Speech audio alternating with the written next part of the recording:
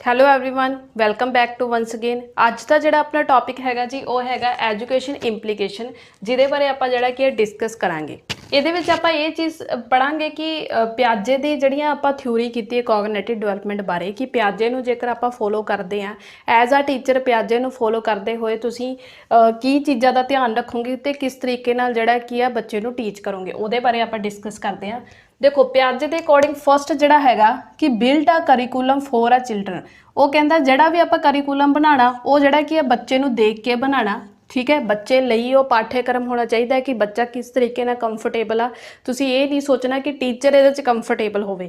ਪਿਆਜੇ ਦੇ अकॉर्डिंग ये है कि ਜਿਹੜਾ पाठ्यक्रम इस तरीके ਨਾਲ होना चाहिए ਜਿਹੜਾ ਬੱਚੇ ਦੇ बेस्ड होवे, जाने कि बिल्ड होवे, ठीक है। आ चीज़ तुसीं इस चीज़ नूं याद रखना। नैक्सट जोड़ा है children should not skip any stage, बच्चे जोड़ा कि कोई भी स्टेज जी कि आप स्किप नहीं करवानी, ठीक है। कोई भी स्टेज हो सकती है। ये उन्हें की चीज़ दी है, देखो आप पियाजे की थ्योरी के 4 स्टेजिस के बारे गल की है ना, उन्हें आपू 4 स्टेजिस के बारे दसिया। वो 4 स्टेजिस का आपू समझाने का मतलब की है कि स्टेजिस के अकॉर्डिंग पता लगता है कि बच्चे को किस तरीके ना तुसी एजुकेशन देनी है। देखो जिवें वो सब तो पहला आप गल की 0 तो 2 तो इन्फेंसी हो गई, 2 तो 6 ਦੇ ਵਿੱਚ ਆਪਾਂ ਜਿਹੜਾ ਕਿ अर्ली चाइल्डहुड की गल की सी, ਜਿਹਦੇ ਵਿੱਚ ਬੱਚਾ प्लेवे स्कूल 'ਚ ਜਾਣਾ शुरू कर ਦਿੰਦਾ। फिर 6 ਤੋਂ 12 तक ਜਿਹੜੀ ਕਿ ਆਪਾਂ ਲੇਟਰ ਚਾइल्डहुड ਦੇ ਬਾਰੇ ਗੱਲ ਕੀਤੀ ਸੀਗੀ। ਤਾਂ ਇਸ ਤਰੀਕੇ ਨਾਲ ਆਪਾਂ ਨੂੰ ਸਟੇजेस ਦੇ ਅਕੋਰਡਿੰਗ ਪਤਾ ਲੱਗਦਾ ਕਿ ਬੱਚਾ प्लेवे स्कूल 'ਚ ਕਦੋਂ ਜਾਣਾ ਸ਼ੁਰੂ ਕਰਤਾ, ਜਦੋਂ ਉਹਦੀ ਏਜ ਜਿਹੜੀ ਕਿ 2 ਤੇ 6 ਦੇ सेंटर च होगी तो बच्चा प्लेवे स्कूल जाऊगा। इस करके उन्हें आपां नूं 4 स्टेजिस दे विच जिहड़ियां ये चीज़ां क्लीयर कीतियां भी असीं ये नहीं कह सकते कि डायरैक्ट जाके बच्चे नूं जिहड़ा कि स्कूल दे विच ला दो। स्टेजिस के अकॉर्डिंग, ठीक है, उहदी कोगनेटिव लैवल के अकॉर्डिंग ही असीं उहदी एज के मुताबिक ਉਹਨੂੰ ਜਿਹੜਾ ਕੀ ਆ ਐਡਮਿਸ਼ਨ ਦਵਾ ਸਕਦੇ ਹਾਂ कि ਉਹਨੂੰ ਕਿਹੜੀ ਕਲਾਸ ਦੇ ਵਿੱਚ ਪਾਣਾ ਜਾਂ ਕਿਹੜੀ ਕਲਾਸ 'ਚ ਨਹੀਂ ਪਾਣਾ। ਤਾਂ ਇਸ ਤਰੀਕੇ ਨਾਲ ਉਹਨੇ ਕਿਹਾ ਕਿ children should not skip any stage, ਵੀ ਚਿਲਡਰਨ ਨੂੰ ਜਿਹੜਾ ਕਿ ਕੋਈ ਵੀ ਤੁਸੀਂ ਸਟੇਜ ਜਿਹੜੀ ਕਿ ਸਕਿਪ ਨਹੀਂ ਕਰਵਾ ਸਕਦੇ। ਤਾਂ ਇਹ ਪੁਆਇੰਟ ਕਲੀਅਰ ਹੋ ਗਿਆ। ਨੈਕਸਟ ਆਪਣਾ ਹੈਗਾ ਰੈਡੀਨੈਸ ਟੂ ਲਰਨ। ਇਹ ਬਹੁਤ ਇੰਪੋਰਟੈਂਟ ਆ ਵਾਲਾ ਪੁਆਇੰਟ। बहुत सारे ਜਿਹੜੇ ਕੀ ਆ ਹੋਰ ਆਪਣੇ ਸਾਈਕੋਲੋਜੀ ਕਰ ਰਹੇ ਆ ਉਹਨਾਂ ਨੇ ਵੀ ਇਹ ਚੀਜ਼ਾਂ ਦੇ ਬਾਰੇ ਧਿਆਨ ਦਿੱਤਾ ਜਦੋਂ ਆਪਾਂ ਅੱਗੇ ਨੈਕਸਟ ਥਿਊਰੀਆਂ ਕਰਾਂਗੇ। ਉਹਦੇ ਵਿੱਚ ਦਿੱਤਾ ਗਿਆ ਕਿ ਰੈਡੀਨੈਸ ਟੂ ਲਰਨ ਪਿਆਜੇ ਦੇ ਅਕੋਰਡਿੰਗ ਕੀ ਹੈ ਕਿ ਬੱਚਾ ਜਿਹੜਾ ਕੀ ਆ ਸਿੱਖਣ ਦੇ ਲਈ ਜਿਹੜਾ ਕੀ ਆ ਇੱਥੇ ਮੈਂ ਲਿਖ ਦਿੰਨੀ ਆ, ਸਿੱਖਣ ਲਈ ਜਿਹੜਾ ਕੀ ਹੈ ਰੈਡੀ ਹੋਣਾ ਚਾਹੀਦਾ। ਮਤਲਬ ਬੱਚਾ ਜਿਹੜਾ ਕੀ ਆ ਸਿੱਖਣ ਲਈ ਤਿਆਰ ਹੋਣਾ ਚਾਹੀਦਾ ਬੱਚਾ। ਤਾਂ ਇਸ ਚੀਜ਼ ਦਾ ਤੁਸੀਂ ਜਿਹੜਾ ਕਿ ਪੂਰਾ ਧਿਆਨ ਰੱਖਣਾ। ਕਿਉਂ? ਕਿਉਂਕਿ ਉਹਦੇ ਵਿੱਚ ਜੇਕਰ ਬੱਚਾ ਜਿਹੜਾ ਕਿ ਤਿਆਰ ਹੋਊਗਾ ਸਿੱਖਣ ਲਈ ਤਾਂ ਉਹਦਾ ਕੋਗਨੇਟਿਵ ਲੈਵਲ ਵੀ ਜਿਹੜਾ ਕਿ ਆਪਾਂ ਨੂੰ ਪਤਾ ਲੱਗੂਗਾ। देखो ये ਆਪਾਂ ਐ नहीं कह सकते, जेकर आप मान के चलिए एज ए एग्जाम्पल ਤੁਹਾਨੂੰ मैं समझावां कि एक 5th क्लास का बच्चा, ठीक है, 5th क्लास का बच्चा ਉਹਨੂੰ ਆਪਾਂ 8th क्लास का मैथ करवा रहे हैं। तो 5th क्लास का बच्चा जोड़ा कि 8th क्लास का मैथ जोड़ा कि नहीं कर पाऊगा। क्यों? क्योंकि 5th क्लास के बच्चे का जोड़ा कि कोगनेटिव लैवल वो 8th क्लास के बच्चे के कोगनेटिव लैवल के बराबर नहीं होगा। तो असीं कह सकते हैं कि बच्चे का जोड़ा कोगनेटिव लैवल नूं देख के तो ये चीज़ देखनी है कि बच्चा उस चीज़ लिए रेडी है या नहीं। 5th क्लास के बच्चे नूं जेकर आपां 8th क्लास के बिठाता वो इस चीज़ लिए तो रेडी नहीं, क्योंकि आपां नूं पता है कि वो 5th क्लास का बच्चा वो 8th क्लास दे, क्योंकि ਉਹਦਾ ਕੋਗਨੀਟਿਵ ਲੈਵਲ ਜਿਹੜਾ ਕਿ ਇੰਨਾ ਡਿਵੈਲਪ ਨਹੀਂ ਹੋਇਆ ਕਿ ਉਹ 8th ਕਲਾਸ ਦੇ ਬੱਚੇ ਦਾ ਜਿਹੜਾ ਕਿ ਮੈਥ ਸੋਲਵ ਕਰ ਲੇ, ਉਹ ਇਸ ਚੀਜ਼ ਲਈ ਰੈਡੀ ਨਹੀਂ ਹੈ। ਤਾਂ ਬੱਚੇ ਦਾ ਕੋਈ ਵੀ ਚੀਜ਼ ਸਿੱਖਣ ਲਈ ਰੈਡੀ ਹੋਣਾ ਬਹੁਤ ਜ਼ਰੂਰੀ ਆ। ਇਸ ਕਰਕੇ ਉਹਨੇ ਕਿਹਾ ਰੈਡੀਨੈਸ ਟੂ ਲਰਨ, ਜਿਹਦੇ ਵਿੱਚ ਅਸੀਂ ਕੋਗਨੀਟਿਵ ਲੈਵਲ ਜਿਹੜਾ ਕੀ ਆ ਸ਼ਾਮਿਲ ਕੀਤਾ ਗਿਆ, ਜੋ ਕਿ ਬਹੁਤ ਹੀ ਇੰਪੋਰਟੈਂਟ ਪੁਆਇੰਟ ਆ। ਇਹ ਜਿੰਨੇ ਵੀ ਪੁਆਇੰਟ ਹੈਗੇ ਆ ਬਹੁਤ ਇੰਪੋਰਟੈਂਟ ਆ। ਜਦੋਂ ਤੁਸੀਂ MCQ ਆਪਾਂ ਕਰਾਂਗੇ ਅੱਗੇ ਜਾ ਕੇ, ਇਹਦੇ ਵਿੱਚ ਸਿਰਫ ਤੁਸੀਂ ਤੁਹਾਡੇ ਜਦੋਂ ਆ ਜਾਂਦੇ ਆ ਟੀਚਿੰਗ ਸਬਜੈਕਟ ਜਿਹਦੇ ਵਿੱਚ ਇੰਗਲਿਸ਼ ਤੇ ਪੰਜਾਬੀ ਦੀ ਪੈਡਾਗੋਜੀ ਹੁੰਦੀ ਆ, ਤਾਂ ਪਿਆਜੇ ਦੇ ਰਿਲੇਟਡ ਮੋਸਟਲੀ ਕੁਐਸਚਨ ਜਿਹੜੇ ਹੁੰਦੇ ਆ ਕਿ ਐਜ਼ ਅ ਟੀਚਰ ਤੁਸੀਂ ਕਿਵੇਂ ਟੀਚ ਕਰਨਾ ਜੇਕਰ ਤੁਸੀਂ ਪਿਆਜੇ ਦੀ ਥਿਊਰੀ ਨੂੰ ਫੋਲੋ ਕਰਦੇ ਆ ਜਾਂ ਵੈਗੋਸਕੀ ਦੀ ਥਿਊਰੀ ਨੂੰ ਫੋਲੋ ਕਰਦੇ ਆ। ਤਾਂ ਇਸ ਤਰੀਕੇ ਦੇ ਵਰਡ ਆਉਂਦੇ ਆ, ਤਾਂ ਆਪਾਂ ਨੂੰ ਉਹ ਚੀਜ਼ ਪਤਾ ਹੋਣੀ ਚਾਹੀਦੀ ਕਿ ਬੱਚਾ ਜਿਹੜਾ ਕੀ ਹੈ ਕਿੱਥੇ ਐਕਟਿਵ ਆ, ਤਾਂ ਉਹ ਜਿਹੜਾ ਕੀ ਹੈ ਪਿਆਜੇ ਹੀ ਹੋਊਗਾ। ਤਾਂ ਨੈਕਸਟ ਜਿਹੜਾ ਹੈਗਾ ਕੰਸਟਰਕਟਿਵਿਜ਼ਮ। ਕੰਸਟਰਕਟਿਵਿਜ਼ਮ ਕੀ ਹੈ? ਜਿਹਦਾ ਮਤਲਬ ਹੁੰਦਾ ਬੱਚਾ ਜਿਹੜਾ ਕਿ ਐਕਟਿਵ ਹੋਵੇ। ਇਹ ਬਹੁਤ ਹੀ ਇੰਪੋਰਟੈਂਟ ਪੁਆਇੰਟ ਆ, ਬਹੁਤ ਜ਼ਿਆਦਾ, ਕਿਉਂਕਿ ਇਹਦੇ ਵਿੱਚ ਹਮੇਸ਼ਾ ਕੁਐਸਚਨ ਆਉਂਦੇ ਆ। ਜਦੋਂ ਵੀ ਕਦੇ ਵੀ ਮੈਂ ਇੱਕ ਤੁਹਾਨੂੰ ਪਤਾ ਹੈ ਕਿ ਮੋਸਟਲੀ ਜਿੰਨੀਆਂ ਵੀ ਮੇਰੀਆਂ ਵੀਡੀਓਜ਼ ਹੈਗੀਆਂ ਮੈਂ ਤੁਹਾਨੂੰ ਇੱਕ ਟ੍ਰਿਕਸ ਜਾਂ ਇੱਕ ਦੱਸ ਦਿੰਦੀ ਆ ਵੀ ਤੁਸੀਂ ਕਿਸ ਤਰੀਕੇ ਨਾਲ ਉਸ ਚੀਜ਼ ਨੂੰ ਯਾਦ ਕਰ ਸਕਦੇ ਹੋ, ਹੈ ਨਾ। ਜਿੱਥੇ ਤੁਹਾਨੂੰ ਲੱਗਦਾ ਹੈ ਪੂਰੇ ਆਪਸ਼ਨਾਂ ਦੇ ਵਿੱਚ ਪੈਡਾਗੋਜੀ ਦੇ ਕੁਐਸਚਨਾਂ ਦੇ ਵਿੱਚ ਜਿੱਥੇ ਤੁਹਾਨੂੰ ਲੱਗਦਾ ਹੈ ਕਿ ਬੱਚਾ ਐਕਟਿਵ ਆ, ਠੀਕ ਹੈ, ਬੱਚੇ ਵਿੱਚ ਐਕਟਿਵਨੈਸ ਹੈ ਜਾਂ ਕੰਸਟਰਕਟਿਵਿਜ਼ਮ ਵਾਲਾ ਕੋਈ ਵਰਡ ਆ ਗਿਆ ਤਾਂ ਉੱਥੇ ਪਿਆਜੇ ਹੀ ਹੋਊਗਾ, ਠੀਕ ਹੈ। ਤਾਂ ਇਹ ਚੀਜ਼ ਤੁਸੀਂ ਯਾਦ ਰੱਖ ਲਿਓ ਕਿ ਕੰਸਟਰਕਟਿਵਿਜ਼ਮ, ਹਾਂ ਇੰਨਾ ਜ਼ਰੂਰ ਹੈ ਕਿ ਜਿਵੇਂ ਪਿਆਜੇ ਨੇ ਪਿਆਜੇ ਦਾ ਸੋਸ਼ਲ ਬਾਰੇ ਕੋਈ ਗੱਲ ਨਹੀਂ ਕੀਤੀ, ਜਾਂ ਪਿਆਜੇ ਨੇ ਹੋਰ ਵੀ ਇਹਦੇ ਥਿਊਰੀਆਂ ਵਿੱਚ ਕਾਫੀ ਜਿਹੜੀਆਂ ਕਿ ਇੱਕ ਦੋ ਕਮੀਆਂ ਉਹ ਆਪਾਂ ਜਿਹੜੀਆਂ ਕਿ ਡਿਸਕਸ ਕਰਾਂਗੇ। ਤਾਂ ਉੱਥੇ ਆਪਾਂ ਅਲੱਗ-ਅਲੱਗ ਜੇਕਰ ਉਹਨਾਂ ਨੇ ਰਾਈਟਰ ਦਿੱਤੇ ਤਾਂ ਉਹਦੇ ਅਕੋਰਡਿੰਗ ਦੇਖਾਂਗੇ ਵੀ ਕੁਐਸਚਨ 'ਚ ਆਨਸਰ ਕਿਵੇਂ ਆਊਗਾ। ਬਟ ਇਹਨੇ ਕੰਸਟਰਕਟਿਵਿਜ਼ਮ ਦੀ ਗੱਲ ਕੀਤੀ ਕਿ ਬੱਚਾ ਜਿਹੜਾ ਕਿ ਐਕਟਿਵ ਹੋਣਾ ਚਾਹੀਦਾ। ਜੇਕਰ ਤੁਹਾਨੂੰ ਵੀਡੀਓ ਵਧੀਆ ਲੱਗ ਰਹੀ ਹੈ ਤਾਂ ਵੀਡੀਓ ਨੂੰ ਲਾਈਕ ਸ਼ੇਅਰ ਜ਼ਰੂਰ ਕਰੋ ਤੇ ਮੈਨੂੰ ਕਮੈਂਟਸ ਕਰਕੇ ਜ਼ਰੂਰ ਦੱਸਿਓ ਕਿ ਵੀਡੀਓ ਤੁਹਾਨੂੰ ਕਿਵੇਂ ਲੱਗੀ।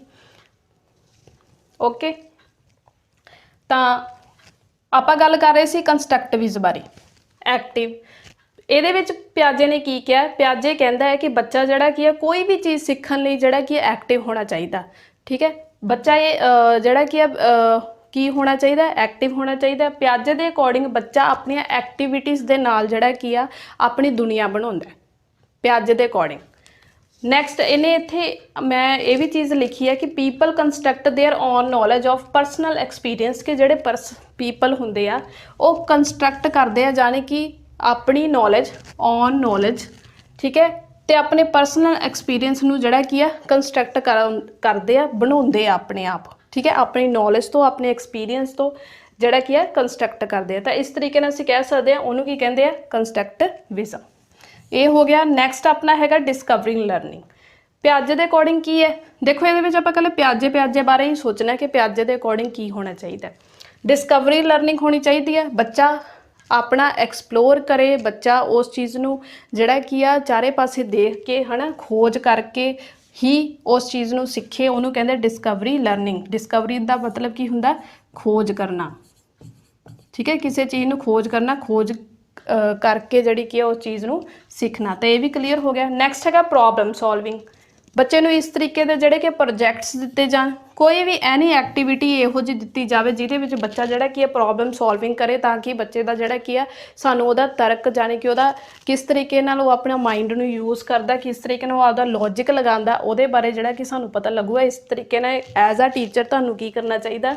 ਬੱਚੇ ਨੂੰ ਪ੍ਰੋਜੈਕਟਸ ਦੇਣੇ ਚਾਹੀਦੇ ਆ, ਕੋਈ ਵੀ ਐਕਟੀਵਿਟੀ ਕਰਾਉਣੀ ਚਾਹੀਦੀ ਹੈ ਜਿਹਦੇ ਵਿੱਚ ਬੱਚਾ ਐਕਟਿਵ ਹੋ ਕੇ ਉਸ ਚੀਜ਼ ਨੂੰ ਸਿੱਖਣ ਲਈ ਚਾਹਵਾਨ ਹੋਵੇ। ਦੇਖੋ ਜੇਕਰ ਆਪਾਂ ਕਿਸੇ ਬੱਚੇ ਨੂੰ ਐਕਟੀਵਿਟੀ ਦਿੰਦੇ ਆ, ਠੀਕ ਹੈ, ਜੇਕਰ ਆਪਾਂ ਬੱਚੇ ਨੂੰ ਇਹ ਕਹਿਤਾ ਕਿ ਤੁਸੀਂ ਇਕੱਲੇ ਬੁੱਕਸ ਪੜ੍ਹ ਲਓ, ਉਹ ਚੀਜ਼ ਬੱਚੇ ਵਿੱਚ ਐਕਟਿਵਨੈਸ ਨਹੀਂ ਹੋਗੀ। ਜੇਕਰ ਉਹਨੂੰ ਅਸੀਂ ਕੋਈ ਐਕਟੀਵਿਟੀ ਜਿਵੇਂ ਡਾਂਸ ਆ, ਸੌਂਗ ਦੇ ਉੱਪਰ ਬੱਚੇ ਨੂੰ ਅਸੀਂ ਐਕਟੀਵਿਟੀ ਕਰਵਾਤੀ ਕਿ ਤੂੰ ਡਾਂਸ ਕਰਨਾ, ਜਾਂ ਪੋਇਮ ਦੇ ਉੱਪਰ ਕੋਈ ਮੂਵਮੈਂਟ ਕਰਕੇ ਦਿਖਾਣੀ ਹੈ, ਤਾਂ ਬੱਚਾ ਜਿਹੜਾ ਕਿ ਉਹਦੇ ਵਿੱਚ ਐਕਟਿਵ ਹੋਊਗਾ ਤੇ ਉਸ ਚੀਜ਼ ਕਰਨ ਨੂੰ ਪੂਰਾ ਰੈਡੀ ਵੀ ਹੋਊਗਾ। ਤਾਂ ਇਸ ਤਰੀਕੇ ਨਾਲ ਐਜ਼ ਆ ਟੀਚਰ ਤੁਸੀਂ ਉਹਨੂੰ ਇਸ ਤਰੀਕੇ ਦੀਆਂ ਚੀਜ਼ਾਂ ਕਰਾਉਣੀਆਂ ਕਿ ਬੱਚਾ ਐਕਟਿਵ ਵੀ ਹੋਵੇ ਤੇ ਉਹਦਾ ਜਿਹੜਾ ਕਿ ਪ੍ਰੋਜੈਕਟ ਵੀ ਕੰਪਲੀਟ ਹੋ ਜੇ, ਤਾਂ ਉਹ ਆਪਣਾ ਥੋੜ੍ਹਾ ਜਿਹਾ ਮਾਈਂਡ ਵੀ ਯੂਜ਼ ਕਰ ਸਕੇ।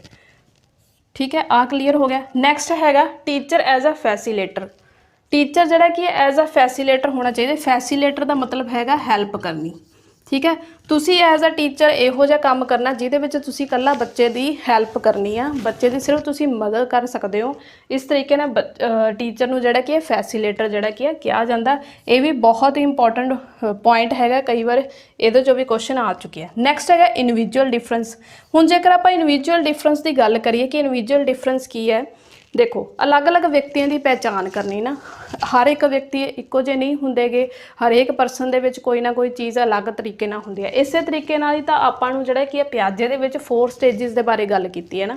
ਇੰਡੀਵਿਜੂਅਲ ਡਿਫਰੈਂਸ ਦਾ ਇੱਥੇ ਮਤਲਬ ਇਹ ਹੈਗਾ ਕਿ ਤੁਸੀਂ ਸਟੇਜਿਸ ਦੇ ਅਕੋਰਡਿੰਗ ਬੱਚੇ ਨੂੰ ਧਿਆਨ ਵਿੱਚ ਰੱਖੋ ਕਿ ਬੱਚਾ ਜਿਹੜਾ ਕਿ ਕਿਸ ਏਜ ਦੇ ਵਿੱਚ ਹੈ, ਬੱਚੇ ਦਾ ਕੋਗਨੀਟਿਵ ਲੈਵਲ ਕੀ ਆ। ਇਸ ਤਰੀਕੇ ਨਾਲ ਇੰਡੀਵਿਜੂਅਲ ਵਿਅਕਤੀਗਤ ਡਿਫਰੈਂਸ ਰੱਖ ਕੇ ਹੀ ਉਹਨੂੰ ਟੀਚ ਜਿਹੜਾ ਕੀ ਕੀਤਾ ਜਾਵੇ। ਇਹ ਇਹਦਾ ਪੁਆਇੰਟ ਦਾ ਮਤਲਬ ਹੈ, ਠੀਕ ਹੈ। ਨੈਕਸਟ ਹੈਗਾ ਪ੍ਰੋਵਾਈਡ ਕੰਕਰੀਟ ਮਟੀਰੀਅਲ। ਇਹ ਵੀ ਬਹੁਤ ਇੰਪੋਰਟੈਂਟ ਹੈ। ਕੰਕਰੀਟ ਦਾ ਮਤਲਬ ਮੈਂ ਤੁਹਾਨੂੰ ਦੱਸਤਾ ਸੀ ਨਾ, ਮੂਰਤ ਚੀਜ਼ਾਂ ਜਿਹੜੀਆਂ ਬੱਚੇ ਦੇ ਸਾਹਮਣੇ ਜਿਹੜੇ ਕਿ ਆਬਜੈਕਟਸ ਹੋਣਗੇ, ਇੱਥੇ ਲਿਖ ਦਿੰਦੀ ਹਾਂ ਆਬਜੈਕਟਸ।